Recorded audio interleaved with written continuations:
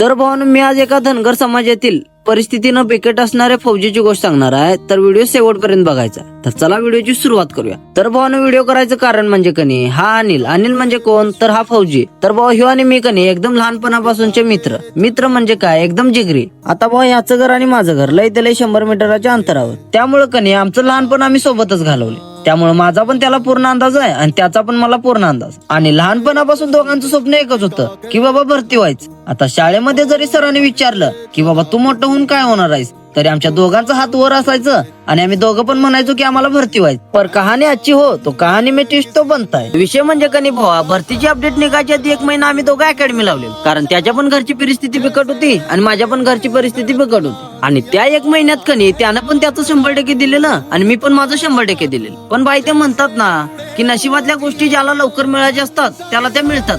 त्यामुळे त्यानं त्यात यश मिळवलं आणि मी तिथं अपयशी झालो. पण भाई, मला माझं अपयशी झालेलं दुःख नव्हतं. त्याला जे यश मिळालं का नाही त्यात मी भाई समाधान होतो. आता अकॅडमीला जायच्या आधी आम्ही दोघं चर्चा करत होतो. त्यामध्ये माझं मत असं होतं की कोणी का असं नाही ह्या वर्षी भरती व्हायचं.